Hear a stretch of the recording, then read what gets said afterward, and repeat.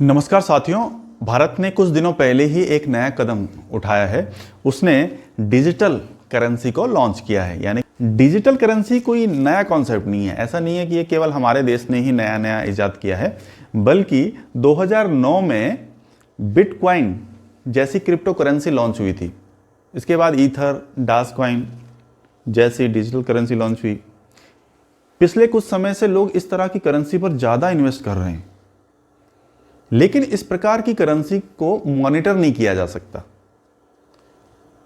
और कोई इस करेंसी की जिम्मेदारी भी नहीं ले सकता, ना लेता है, और इसका इस्तेमाल कई गैरकानूनी गतिविधियों में हो रहा है। हालिया 1 दिसंबर को आरबीआई ने पायलट प्रोजेक्ट के रूप में 4 शहरों मुंबई, नई दिल्ली, बेंगलुरु और भुवनेश्वर में इसे शुरू किया है। इसके लिए सरकार ने 4 बैंकों को शामिल किया है, जिसमें 2 सरकारी हैं और 2 निजी क्षेत्र के हैं, एसबीआई, आईसीआईसीआई, आईडीएफसी फर्स्ट और यस बैंक। इसके दूसरे चरण में 9 और शहरों को भी इसमें जोड़ा जाएगा, जिसमें अहमदाबाद, गैंगटॉक, गुवाहाटी, हैदराबाद, इंदौर, कोच्चि, लखनऊ, पटना आदि शामिल हैं। अब ये पायलट प्रोजेक्ट क्या होता है? पायलट प्रोजेक्ट में हम क्या करते हैं कि पहले कुछ जगहों पर ही हम किसी चीज़ का एक तरह से परीक्षण करते हैं कि इसमें कोई कमियां हैं या कुछ ऐसा तो नहीं है कि ये जो भी हम कर रहे हैं वो कुछ गलत हो जाए उससे।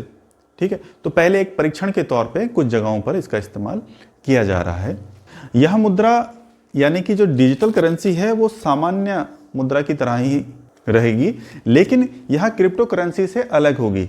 इसमें कभी भी उतार चढ़ाव नहीं आएगा। अब क्रिप्टो करेंसी में क्या होता है कि जैसे ही मांग बढ़ती है या घटती है तो उसके अनुसार उसके कीमतों में भी उतार चढ़ाव आता है, लेकिन जो डिजिटल रुपया है उसकी कीमत हमेशा एक जैसी रहेगी। जैसे भौतिक रूप से अगर आपके पास 100 रुपये है और डिजिटल रूप से भी आपके पास 100 रुपये है, तो दोनों की कीमत एक ही रहेगी, क्योंकि इसको आरबीआई के द्वारा मॉनिटर किया जाएगा।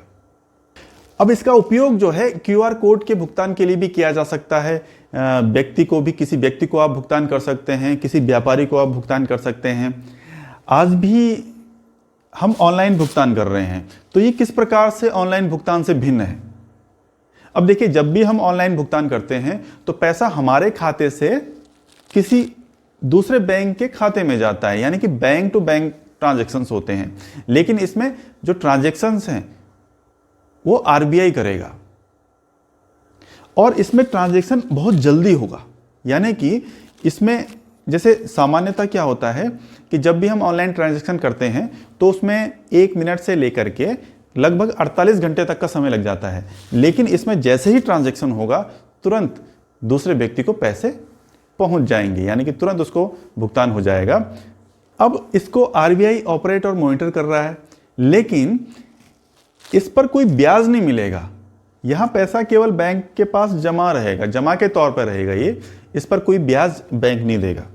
अब सवाल उठता है कि क्या हमने ही इस प्रकार की करेंसी को इजाद किया है या पहले भी कोई देश ऐसा है जिसने यहां सब किया हुआ है? बिल्कुल किया हुआ है। हमसे पहले यहां काम चाइना कर चुका है। चाइना ने लगभग 6 साल तक इस पर रिसर्च किया और अप्रैल 2020 में इसे पायलट प्रोजेक्ट के रूप में शुरू भी कर दिया है, और जून 2021 तक 2.4 करोड़ लोगों ने डिजिटल ई युआन वॉलेट भी प्राप्त कर लिए हैं। जनवरी 2021 में बैंक ऑफ इंटरनेशनल सेटलमेंट ने बताया कि दुनिया भर में 86% केंद्रीय बैंक डिजिटल करेंसी पर काम कर रहे हैं। इसके अलावा Japan, Sweden, Canada, UK, United states और यूरोपीय यूनियन के जो बैंक हैं उन्होंने भी डिजिटल करेंसी पर काम किया है। इसके अलावा बहामास, जमैका, नाइजीरिया समेत 8 पूर्वी कैरेबियाई देशों ने भी इसे लॉन्च किया है। तो ऐसा ना समझें कि ये केवल हमारे देश ने ही इसे लॉन्च किया है। अब बात करते हैं कि डिजिटल करेंसी से फायदे क्या होंगे हमें। एक तो अभी पहले कहा कि जैसे कि क्यूआर कोड को आप स्कैन कर सकते हैं, भुगतान किया जा सकता है। अब देखिए, ये एक प्रकार की मुद्रा है जो कि डिजिटली रखी हुई है। अब यानी कि इस मुद्रा को प्रिंट करने की जरूरत नहीं है फिलहाल।